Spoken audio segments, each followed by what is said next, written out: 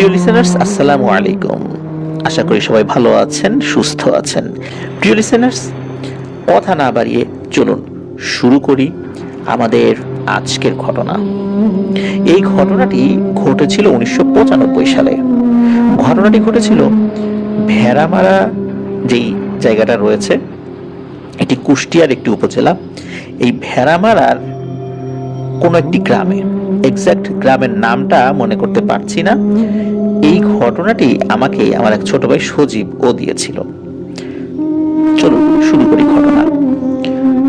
ওই যে গ্রামটা, ওই গ্রামে একজন লোক ছিলেন, তার নাম হচ্ছে আব্বাস। উনি ইন্টারমিডিয়েট পর্যন্ত লেখাপড়া করেছিলেন। এরপরে উনি আর লেখাপড়া করেননি, ব্যবসা বাণিজ্যে মন দেন। উনি মুরগির খামার করেন। ওনার একজন ভাগিনা ছিল, তার নাম হচ্ছে ইমন। ইমন ছেলেটাও খুব ভালো ছিল। কোনো কারণে পরিবারের সাথে রাগারাগি করে সে হাতে দড়ি টড়ি নিয়ে জঙ্গলের দিকে দৌড় দেয়। তার বাসার কাছে ঝোপ জঙ্গল ছিল আর কি। তখন তার পরিবারের সদস্যরাও তার পিছু পিছু দৌড় দিয়েছে। তার একটাই কথা, সে আর বাঁচবে না, সে মারা যাবে।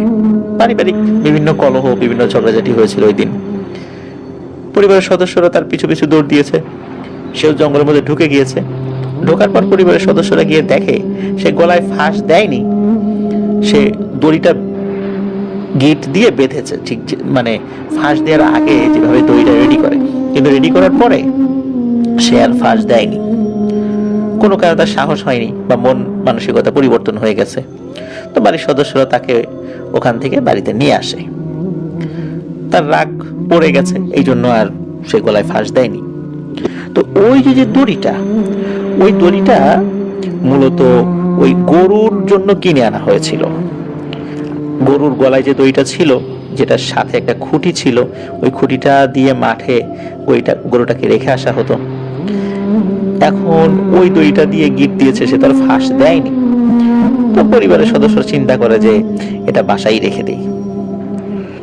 এখন কথা হলো, এই যে ব্যাপারটি, প্রিয় লিসেনার্স, গ্রামগঞ্জে কিন্তু একটা কথা প্রচলিত আছে। সেটি হলো, কেউ যদি একবার গলায় ফাঁস দেয় অথবা দেয়নি কিন্তু ওই ফাঁস দিয়ে দড়িটা রেখে দিয়েছে, অথবা কেউ ফাঁস দিয়ে মারা গিয়েছে, সেই দড়িটাকেও রেখে দিয়েছে, বা ফাঁস দিয়ে ঝুলে পড়েছে কিন্তু মারা যায়নি, সেই দড়িটা রেখে দিয়েছে, বা যেটাই হোক না কেন, ফাঁস দেওয়ার জন্য যদি কেউ একবার দড়ি রেডি করে, এই দড়িটা নাকি রাতের বেলা তাকে ডাকতে থাকে। এমন একটা ব্যাপার ইমনের ফ্যামিলিতে ঘটতে থাকে। আব্বাস মামা এবং ইমনের ফ্যামিলি ঘর পাশাপাশি। তো আব্বাস মামা ঘরে কম থাকতেন। ওনার যে মুরগির খামার ছিল, মুরগির খামারের পাশে একটি ছোট্ট ঘর করে রেখেছিলেন। কারণ হচ্ছে ওই রাতের বেলা অনেক সময় শেয়াল এগুলো তো আসেই, তাছাড়া মানুষের উপদ্রব ছিল, অনেক সময় মুরগি টুরগি চুরি করে নিয়ে যায়। এই জন্য রাতের বেলা পাহারা দিতে হয়। আর ওই মুরগির ফার্মের সাথেই একটি পুকুর রয়েছে, বেশ বড়সড় পুকুর। তো উনি রাতের বেলা ওখানেই থাকেন। আর ইমন তার ভাগিনা, তো আব্বাস মামার সাথে ইমনের সম্পর্ক খুব ভালো। ইমন এক রাত্রে কোনো কারণে ঘর থেকে বের হয়ে গেছে। আব্বাস মামার তখন ঘুম আসছিল না। হঠাৎ করে দেখে পুকুর পাড় দিয়ে কে যেন হেঁটে যাচ্ছে। উনি তাকিয়ে দেখে যে ইমন কোথায় যায়। চাঁদের আলো ছিল। বলে, ইমন তুই কই যাস? ইমন কোনো কথা বলে না। আব্বাস মামা খেয়াল করে ওর হাতে কি যেন। তো উনি তো দৌড় দিয়ে বের হয়েছে যে কয়েকদিন আগে তো ইমন একটা ঘটনা ঘটাতে গিয়েছিল, এখন আবার কোথায় যায়। উনি দৌড়ে ইমনের কাছে গিয়ে ইমনকে ধরেছে। তখনই ইমন সেন্সলেস হয়ে পড়ে গেছে। অবাক ব্যাপার, হঠাৎ করে সেন্সলেস হয়ে গেল কেন? উনি একটু পানির ছিটা দিয়েছেন এবং চিৎকার চেঁচামেচি শুরু করছে। ইমনের বাসা থেকে লোক চলে আসছে। তো ইমনকে বলে, কি ব্যাপার ইমন, তুই কোথায় যাচ্ছিলি এই দড়ি হাতে নিয়ে? ইমন কিছুই বলতে পারে না। বলে যে, আমি এখানে কেন, আমি কিভাবে বের হইলাম, কিছু বলতে পারে না। এর পরের দিন সেম ঘটনা। এবার আব্বাস মামা খেয়াল করেনি, ইমনের বাড়ির কয়েকজন সদস্য হঠাৎ করে রাতের বেলা একটা শব্দ শুনতে পায়, ইমনের ঘরের দরজা খোলার শব্দ। এমনিতেই তো ইমনকে নিয়ে তারা একটু পেরেশানিতে ছিল। তারা দেখে ইমন হাতে দড়ি নিয়ে সে ঘর থেকে বের হয়েছে। এই দড়িটা কোত্থেকে পেল? ইমনের ঘরে কিন্তু দড়ি ছিল না। বের হয়ে সোজা হাঁটা ধরেছে ওই জঙ্গলের দিকে। তারা দৌড়ে গিয়ে ইমনকে ধরে ফেলেছে। তখন ইমন বলছে যে আমি উঠানে কেন, আমি তো ঘরের মধ্যে ছিলাম, আমি তো শুয়েছিলাম। তখন সকলে বলে যে তুই এখানে কিভাবে আসলি, এটা তো আমাদের প্রশ্ন, তুই তো হেঁটে হেঁটেই বের হয়ে আসলি, কিন্তু তুই বলছিস যে তুই এখানে কেন। তখন ইমন বলে যে আমি তো শুয়েছিলাম, আমার কাছে মনে হলো কেউ একজন বলছে যে এই নে দড়ি, যা ওই জঙ্গলের দিকে যা, গিয়ে গলায় ফাঁস নিয়ে ঝুলে পড়, তুই মরে যা, তুই বেঁচে আছিস কেন। ইমন আগের রাত্রেও একই রকম স্বপ্ন দেখেছিল বলে তার মনে পড়ে। তখন বাড়ির সকলে বলে যে অবস্থা তো আসলে ভালো না, এটা এমন হচ্ছে কেন, নিশ্চয়ই কোনো সমস্যা রয়েছে। তখন পরিবারের সদস্যরা চিন্তা করে ওকে ভালো করে ট্রিটমেন্ট করাতে হবে, কোনো হুজুর কবিরাজ দেখাতে হবে। ওই রাতের মতো ইমনকে ঘরের মধ্যে রেখে তার সাথে আরেকজন ঘুমায়। এটাই পর্যন্তই। সকালবেলা একটি ঘটনা ঘটে। সেটি হলো তার সাথে যিনি ঘুমিয়েছিলেন তার চিৎকারে বাড়ির অন্য সদস্যদের ঘুম ভেঙে যায়। ওই ব্যক্তি ঘুম থেকে উঠে দেখে ইমন ওই ঘরের মধ্যেই গলায় ফাঁস নিয়ে ঝুলছে। ও দড়ি পেল কোথায়? ওর হাতে যে দড়িটা ছিল ওই দড়িটা তো পরিবারের সদস্যরা নিয়ে নিয়েছিল। তাহলে ও ঘর থেকে বের হয়ে আবার দড়ি নিয়ে ঘরে ঢুকেছে, তারপরে সুইসাইড করেছে। এমন ঘটনা ঘটার প্রেক্ষাপটে পরিবারের সদস্যরা সকলেই মুষড়ে পড়েন যে ইমন হঠাৎ করে সামান্য রাগের বশে আত্মহত্যা করতে চেয়েছিল, তারপর তো সে স্বাভাবিক হয়ে গিয়েছিল। তারপরের কয়েকদিন এই ধরনের ঘটনা ইমনের সাথে ঘটতে থাকে। বিষয়টা তো মোটেও স্বাভাবিক ছিল না। তাদের উচিত ছিল সাথে সাথেই এই বিষয়টা নিয়ে খুব ভালো কোনো হুজুরের সাথে কথা বলা এবং ইমনকে ট্রিটমেন্ট করানো, কিন্তু এই কাজটি তারা করতে পারেননি। ইমন সুইসাইড করে। এরপর চলে যায় কয়েকদিন। ইমনের যে মামা, আব্বাস মামা, উনি এক রাত্রে স্বপ্ন দেখেন। উনি স্বপ্নে দেখেন জঙ্গলের ভেতর থেকে একটা অবয়ব বের হয়ে আসছে এবং এসে ওনার যে পুকুরের পাশে যে মুরগির খামার ছিল ওই খামারের ওই পুকুরে হেঁটে হেঁটে নেমে ঠিক গরু ছাগল বা অন্য কোনো প্রাণী কিভাবে পানির সাথে মুখ লাগিয়ে জিহ্বা দিয়ে পানি খায় ঠিক সেভাবে কেউ একজন পানি খাচ্ছে। উনি স্বপ্নের মধ্যেই ওটার কাছে যেতে থাকেন, গিয়ে দেখেন ওটা ইমন এবং সে পানি খেয়ে আবার হাঁটতে হাঁটতে সোজা ওই জঙ্গলের দিকে চলে যায়। এটা কিন্তু উনি স্বপ্নের মধ্যে দেখেছেন। প্রথম রাত্রিতে দেখেছেন, উনি এটা নিয়ে খুব বেশি চিন্তা ভাবনা করেননি। উনি পরের রাত্রে একই স্বপ্ন দেখেন। এই স্বপ্ন দেখার পর ওনার ঘুম ভেঙে যায়। ঘুম ভাঙার পর ওনার কাছে মনে হয় যে পুকুর পাড়ে কেউ একজন আছে। উনি চিন্তা করেন কি ব্যাপার, কি আসলো, শিয়াল আসলো না কোনো মানুষ আসলো। এবং রাতের বেলা যদি মুরগির খামারের কাছে কোনো প্রাণী আসে তাহলে কিন্তু মুরগিগুলো একটু ডাকাডাকি করে ওঠে। এমন ডাক কিন্তু ওই পাশ থেকে উনি শুনছিলেন। উনি ওনার যেই শোবার যে ছোট ঘরটা খামারের পাশে সেটা জানালা খুলে পুকুরের দিকে তাকিয়ে এক ভয়ানক দৃশ্য দেখতে পান। উনি একটু আগে স্বপ্নে যে জিনিসটা দেখেছেন ওই জিনিসটা উনি দেখতে পান। হুবহু একই রকম কিছু একটা পুকুরের পানির সাথে মুখ লাগিয়ে পানি খাচ্ছে, কিন্তু অবয়বটা মানুষের মতো। উনি খুব ভালো করে লক্ষ্য করেন জিনিসটা কি। উনি যখন ভালো করে বুঝতে পারছিলেন না তখন উনি সাহস করে ওই ঘরের দরজা খুলে বাইরে বের হয়ে আসেন। আস্তে আস্তে সামান্য একটু আগানোর পর উনি দেখতে পান যে আরে এটা তো ইমন। উনি প্রচন্ড ভয় পান। ভয় পাওয়ার পর উনি ওনার ঘরে ঢুকে পড়েন। আবার ঘরে ঢুকে দরজা জানালা সব বন্ধ করে দেন, দোয়া দুরূদ পড়ছেন। এরপর উনি ফিল করেন যে কিছু একটা মুরগির খামারের পাশ দিয়ে হাঁটাহাঁটি করছে। পাশে শুকনো পাতা ছিল, মচমচ করছে। ওই জিনিসটা হেঁটে আসার কারণে ওই জিনিসটার পায়ের নিচে পড়ে ওই পাতাগুলোর শব্দ হচ্ছে, মচমচ শব্দ। উনি তো ভয় পাচ্ছেন। কিছুক্ষণ হাঁটার পর আস্তে আস্তে সেটি মিলিয়ে গেল। উনি তো দোয়া দুরুদ পড়া থামান নাই। ওনার কাছে মনে হচ্ছিল এই বুঝি এই জিনিসটা এসে তার ঘরের দরজায় টোকা দেবে। তো উনি ভোর হওয়া পর্যন্ত অপেক্ষা করছিলেন, ফজরের আজান দিলে উনি ঘর থেকে বের হন। তার আগে উনি ঘর থেকে বেরই হন নাই। আর যখন উনি এই স্বপ্নটা দেখেছিলেন এবং স্বপ্ন দেখার পর উনি এই প্রভাবটা দেখেছিলেন, তখন রাত আনুমানিক 3টা সাড়ে 3টা বাজে। ওনার ধারণা ছিল যে গরমের সময় তো একটু পরেই ফজরের আজান দেবেন, এবং এই জন্য উনি অপেক্ষা করছিলেন। ফজর আজানের পর উনি দ্রুত ইমনদের বাড়িতে যান এবং পরিবারের সদস্যদেরকে এই বিষয়টা খুলে বলেন। উনি আগের যে স্বপ্নটা দেখেছিলেন সেটাও খুলে বলেন। এখন পরিবারের সদস্যরা চিন্তায় পড়ে যান যে এখন এই আব্বাস মামার সাথে কোনো ঘটনা ঘটে কিনা, কারণ ইমনের সাথে যেটা ঘটে গেছে এটা অনাকাঙ্ক্ষিত, এটার রহস্য তখনও তারা উদ্ঘাটন করতে পারেননি। এখন আব্বাস মামার সাথে এই বিষয়টা ঘটে চলছে। এর পরের রাত্রে আব্বাস মামা আর রাত্রে ওখানে থাকেন নাই, আরেকজন লোক পাঠিয়ে দিয়েছেন, সে ছিল, তার সাথে কোনো ঘটনা ঘটেনি। এইভাবে 3-4 দিন চলে যায়, তার সাথে যখন কোনো ঘটনা ঘটে না, যেই লোকটা থাকা শুরু করেছিল রাতের বেলা, তার আবার পারিবারিক একটা কাজ পড়ে যায়। তো তিনি ওই রাতে থাকতে পারবেন না বলে আব্বাস মামাকে জানিয়ে দেন। আব্বাস মামা বলে ঠিক আছে, আজ রাতে আমিই থাকবো, তুই কাজ সেরে আয়। তো আব্বাস মামা ওই রাত্রে ওই ঘরে ঘুমান। গভীর রাত, হঠাৎ করে বাইরে থেকে কেউ ডাকছে, মামা, ও মামা। তো এই ডাকটা তো উনি চিনতেন, আব্বাস মামা। আব্বাস মামা বুঝতে পারেন এটা তো ইমনের ডাক। তখন আব্বাস মামা সাহস করে বলে, এই কে রে, তুই কে?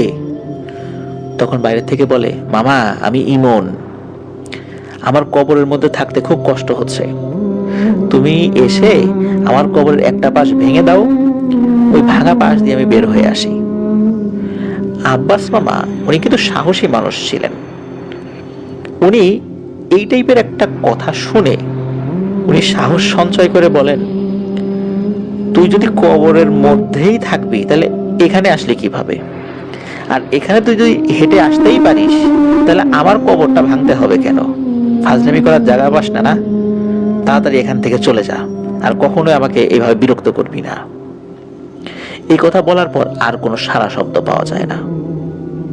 ওদিকে ওই ঘরের মধ্যে থেকেই জোরে জোরে এই আব্বাস মামা ওনার পরিবারের সদস্যদেরকে ডাকাডাকি শুরু করেন। একে তো গরমের সময় সব ঘরেই তো মোটামুটি একটু ফ্যান ট্যান চলে, যার কারণে বাইরের শব্দগুলো কম পাওয়া যায়। তারপরেও কোনো কারণে ওই পাশ দিয়ে কোনো একজন লোক হেঁটে যাচ্ছিল, এই আব্বাস মামার ডাকাডাকি শুনে উনি এগিয়ে এসেছিলেন। তো উনি এগিয়ে আসার পরে বাইরে থেকে বলেছিলেন যে এই কি হয়েছে রে আব্বাস? তো আব্বাস মামা ভয় পান যে কি ব্যাপার, আবার কোনো রূপ ধরে কিছু এলো কিনা। পরে যখন নিশ্চিত হন যে না এটা মানুষ, তখন উনি দরজা খুলেছিলেন। তারপর ওই ব্যক্তিটার সাথে উনি বাড়িতে যান। বাড়িতে যাওয়ার পর পরিবারের সদস্যদেরকে উনি ডেকে তোলেন। ডেকে তোলার পর ওনার সাথে আবার এই ঘটনা ঘটেছে এটা জানান। তারপর ওনারা ভালো কোনো হুজুরের সাথে দেখা করেন। সেই হুজুর বলেন যে এই যে ইমন, ও যে আত্মহত্যা করতে গিয়েছিল, ও যে গাছে আত্মহত্যা করতে গিয়েছিল, ওই গাছে একটা দুষ্টু প্রকৃতির জিন ছিল, ওই মূলত এই ইমনের পিছু লেগে গিয়েছিল, যে কোনো ভাবে তাকে সে আত্মহত্যা করাবে। কারণ ইমনকে দিয়ে সে আত্মহত্যা করাতে পারলে ওই জিনটারও সুবিধা, তার শক্তি বৃদ্ধি পাবে, সে যদি প্ররোচনা দিয়ে এই কাজটি করাতে পারে। ওই সময় কোনো কারণে সে করাতে পারেনি। ইমন চলে গিয়েছিল এই গাছের কাছে, ওই জিনটা খুব খুশি হয়েছিল যে এইবার তুই আত্মহত্যা কর এখানে, কিন্তু ইমন যেহেতু করেনি, যার কারণে পরবর্তীতে ইমনকে ফুসলিয়ে ফাসলিয়ে সে বিভিন্ন ভাবে দড়ি ম্যানেজ করে দিয়ে, স্বপ্নের মধ্যে ধোঁকা দিয়ে সে আত্মহত্যা করাতে উদ্বুদ্ধ করেছিল, এবং ফাইনালি সে সেটা করাতে সক্ষম হয়। এবং এরপরে তার শক্তি বাড়ানোর জন্য আরো কিছু কাজ বাকি ছিল, যেটা সে আব্বাস মামাকে দিয়ে করাতে চায়, কিন্তু আসলে সে কি করাতে চায় সেটা এখনো বোধগম্য না। তা আব্বাস মামাকে বেশ কিছু আমল দেন, ঝাড়ফুঁক করে দেন। এরপর থেকে আব্বাস মামার সাথে ঘটনা ঘটা আপাতত বন্ধ হয়ে যায়। এরপরে সপ্তাহখানেক চলে গেছে। হঠাৎ করে আব্বাস মামার কাছে একটা খবর আসে, পাশের গ্রামের একজন বৃদ্ধ ব্যক্তি তাকে নাকি জিনে ধরেছে, এবং যেই জিন ধরেছে তার কণ্ঠ নাকি ইমনের মতো। ইমনকে তো অনেকেই চিনত, তো ওই পরিবারে একজন ছিল, সে আবার ইমনের বন্ধু ছিল। তো ওই বৃদ্ধ ব্যক্তিকে জিনে ধরেছে, সে ইমনের মতো কণ্ঠে কথা বলে। তো আব্বাস মামাকে বলেছে যে ইমনের মতো কণ্ঠে কথা বলে ওই জিন। তো আব্বাস মামা ওই বৃদ্ধ ব্যক্তিকে দেখতে গিয়েছেন। দেখতে যাওয়ার পর ওই বৃদ্ধ ব্যক্তিটি আব্বাস মামাকে দেখে অট্ট হাসি দিয়ে উঠেছে, ভয়ঙ্কর এক হাসি, এবং বলে ওঠে, মামা তুমি আসো আসো আসো, তোমার অপেক্ষায় তো ছিলাম। তো আব্বাস মামা এমনি সাহসী মানুষ ছিলেন, কিন্তু দিনে দুপুরে এই ধরনের কণ্ঠ আর এই ধরনের বিভৎস হাসি দেখে উনি প্রচন্ড ভয় পান। উনি দৌড়ে ওই ঘর থেকে বাইরে চলে আসেন। বাইরে চলে আসার পর উনি বাড়িতে চলে যান। বাড়িতে চলে যাওয়ার পর উনি বলেন যে এই যে যেই জিনিসটা, যেই দুষ্টু জিনটা উপদ্রব করতো, এখন সে ওই গ্রামের ওই বৃদ্ধ লোকটাকে ধরেছে। তখন এই আব্বাস মামার ফ্যামিলি এবং ইমনের ফ্যামিলি মিলে সেই হুজুরের কাছে যান। সেই হুজুরের কাছে গিয়ে বিষয়টা খুলে বলেন। হুজুর জানান যে ওই যে বৃদ্ধের উপরে যে জিনটা সওয়ার হয়েছে, যে দুষ্ট জিনটা যে ইমনের কণ্ঠ নকল করে মানুষকে ধোঁকা দিচ্ছে, ওর শক্তি শেষ হয়ে এসেছে। খুব বেশি চিন্তা করার দরকার নাই, কোনো ট্রিটমেন্টও করার প্রয়োজন নাই। ওই বৃদ্ধ ব্যক্তিটি খুব তাড়াতাড়ি সুস্থ হয়ে যাবে এবং জিনটাও তাকে ছেড়ে দিয়ে চলে যাবে। ওই রাত্রে ওই বৃদ্ধ ব্যক্তির বাড়িতে একটি ঘটনা ঘটে। ওই বৃদ্ধ ব্যক্তিটি নাকি রাতের বেলা একা একা ঘর থেকে বের হয়ে যায় এবং বের হয়ে দৌড় দেয়। পরিবারের সদস্যরা তার পেছনে দৌড়াতে থাকে, কারণ সে যখন ঘর থেকে বের হয়ে যায়, খট করে একটা শব্দ হয়েছিল কাঠের দরজা। তখন তারাও উঠতে উঠতে দেখে যে উনি বের হয়ে গেছে, ওই বৃদ্ধ লোকটা, এবং বের হয়ে সে দৌড় দিয়েছে কবরস্থানের দিকে, যেই কবরস্থানে এই ইমনের কবর রয়েছে। বাড়ির সদস্যরা পিছনে দৌড়াতে থাকে, এই দাঁড়াও দাঁড়াও, এটা পিছন থেকে বলছে, আর উনি তো দৌড়াচ্ছে। ওই বৃদ্ধ ব্যক্তিটি ইমনের কবরের কাছাকাছি গিয়ে সেন্সলেস হয়ে পড়ে যায়। তারপর তাকে ওখান থেকে উদ্ধার করা হয়। এরপরে ওই বৃদ্ধ ব্যক্তিটিও স্বাভাবিক হয়ে যান। আর তারপরে ইমনের এই টাইপের কোনো অ্যাক্টিভিটিস আর কেউ কখনো দেখেনি। আব্বাস মামার সাথেও কোনো কিছু হয়নি, আর অন্য ব্যক্তিদের সাথেও কিছু হয়নি। তো ইমন আসলে যে সুইসাইড করলো, এটার পেছনে কিন্তু ওই দুষ্টু জিনের হাত ছিল। এক শ্রেণীর দুষ্টু জিন আছে যারা মানুষকে আত্মহত্যায় প্ররোচনা দেয়। যদিও বা সব কিছুই যে জিনের মাধ্যমে হয় তা কিন্তু নয়। অনেক মানুষও জীবনের প্রতি তীব্র ঘৃণা থেকে আত্মহত্যা করে। আমাদের সকলের উচিত ধৈর্য ধারণ করা। কোনো মানুষ যখন আত্মহত্যা করে, সে তখন স্বাভাবিক সেন্সে থাকে না, সে তখন মানসিকভাবে এক ধরনের উন্মাদ হয়ে যায়, আর এই উন্মাদনার কারণে সে সুইসাইড করে। আল্লাহ তাআলা আমাদেরকে হেফাজত করুন। আর ওই দুষ্ট জিনটা কেনই বা ওই কবরের কাছে এসে তারপর ওই বৃদ্ধ ব্যক্তিটাকে ছেড়ে দিয়ে চলে গেল, আর কখনোই কিছু হয়নি, এই বিষয়টা সুস্পষ্টভাবে জানা যায় না যে আসলে এর কারণ কি ছিল। তবে এতটুকু বলবো, কেউ যদি আত্মহত্যা করতে চায় এবং ওই যে দড়িটা, ওই দড়িটা যদি রয়ে যায়, তাহলে কিন্তু এই দুষ্টু জিনেরা আরো প্ররোচনা দিতে তারা সক্ষম হয়। এই জন্য ওই দড়িটা ডিস্ট্রয় করে ফেলতে হবে, সম্ভব হলে আগুনে পুড়িয়ে একদম ছাই করে দিতে হবে। এটাই সবচেয়ে উত্তম সমাধান। অথবা মাটির অনেক নিচে একদম পুঁতে দিতে হবে, যাতে করে এটা পচে গেলে একটা সময় নষ্ট হয়ে যায়, এটার কোনো অস্তিত্ব না থাকে। তবে আগুনে পুড়িয়ে দেওয়াটাই সবচেয়ে উত্তম। প্রিয় লিসেনার্স, এটি ছিল ঘটনা। আশা করছি ঘটনাটি আপনাদের ভালো লেগেছে। আর একটা কথা প্রচলিত আছে যে আত্মহত্যাকারী ব্যক্তি চিরস্থায়ী জাহান্নামে যাবে। এ বিষয় নিয়ে অনেক আলেম মতামত দিয়েছেন। তারা বলেছেন যে আত্মহত্যাকারী ব্যক্তি চিরস্থায়ী জাহান্নামে যাবে বিষয়টা এরকম নয়। তবে হ্যাঁ, আত্মহত্যা করা খুব বড় একটা কবিরা গুনাহ, আল্লাহ তাআলা সেই গুনার শাস্তি তাকে চাইলে দিতে পারেন। অনেকে বলেন যে আত্মহত্যাকারী ব্যক্তি তো জাহান্নামে গেছে, তার জন্য দোয়া পড়ে লাভ নাই। এটাও কিন্তু ঠিক নয়। সহিহ হাদিস দ্বারা প্রমাণিত, রাসূলুল্লাহ সাল্লাল্লাহু আলাইহি ওয়াসাল্লাম আত্মহত্যাকারী ব্যক্তির জন্য দোয়া করতে বলেছেন। একজন সাহাবীর এক আত্মীয় সুইসাইড করেছিলেন। তিনি রাসূল সাল্লাল্লাহু আলাইহি ওয়াসাল্লামের কাছে বলেছিলেন যে আমি কি তার জন্য দোয়া করব? রাসূলুল্লাহ সাল্লাল্লাহু আলাইহি ওয়াসাল্লাম অনুমতি দিয়েছিলেন। তার মানে যে ব্যক্তি আত্মহত্যা করেছেন তার জন্য দান খয়রাত করা, দোয়া করা এটা সম্পূর্ণরূপে বৈধ। কিন্তু অনেকের ভিতরেই এই ধারণাটা প্রচলিত আছে যে আত্মহত্যাকারী ব্যক্তির জন্য দোয়া করা যায় না, কারণ সে তো জাহান্নামে গেছে। কে জাহান্নামে গেছে কে যায়নি এটা কি আমরা পৃথিবী থেকেই ফয়সালা করে দিব? নিশ্চয়ই নয়, সেটা তো আল্লাহর ইখতিয়ার। যেখানে রাসূলুল্লাহ সাল্লাল্লাহু আলাইহি ওয়াসাল্লাম দোয়া করতে বলেছেন, সেখানে আমরা কারো জাহান্নামী হওয়ার সার্টিফিকেট কিভাবে দিতে পারি? কারণ যে ব্যক্তি মারা গেছেন, কি প্রেক্ষাপটে মারা গেছেন, তার মৃত্যুর পেছনে কারা জড়িত ছিল, কি কারণে মারা গেছে, এগুলো নিয়ে কিন্তু আমরা খুব বেশি গবেষণা করি না। এই জন্য আমরা হঠাৎ করেই নিজেদের মতো করে একটা কথা বলে ফেলি, যেটা মোটেও উচিত নয়। প্রিয় লিসেনার্স, আল্লাহ আমাদেরকে হেফাজত করুন, আল্লাহ আমাদের ধৈর্য ধারণ করার তৌফিক দান করুন। যে কোনো হতাশা, যে কোনো মুসিবতে আমরা যেন আল্লাহর সিদ্ধান্ত এবং আল্লাহর সন্তুষ্টি নিয়ে থাকতে পারি এবং আল্লাহর রহমতের প্রত্যাশা করতে পারি। আল্লাহ যেন আমাদেরকে সেই ধরনের মানসিক সক্ষমতা, মানসিক দৃঢ়তা দান করেন। প্রিয় লিসেনার্স, আজকের মতো বিদায় নিচ্ছি। আর আমাদের চ্যানেল সাবস্ক্রাইব করতেও কিন্তু ভুলবেন না। যারা ইতিমধ্যে সাবস্ক্রাইব করে ফেলেছেন অসংখ্য ধন্যবাদ, জাযাকাল্লাহু খাইরান। প্রিয় লিসেনার্স, বিদায় নিচ্ছি। আমার জন্য দোয়া করবেন, আমার পরিবারের জন্য দোয়া করবেন, আপনাদের জন্য দোয়া রইল, আপনাদের পরিবারের প্রত্যেকের জন্য দোয়া রইল। মহান আল্লাহ সুবহানাহু ওয়া তাআলা আমাদেরকে ভালো রাখুন, সুস্থ রাখুন, নিরাপদে রাখুন, আপনার ওয়ার্ল্ডের সাথে রাখুন। আসসালামু আলাইকুম।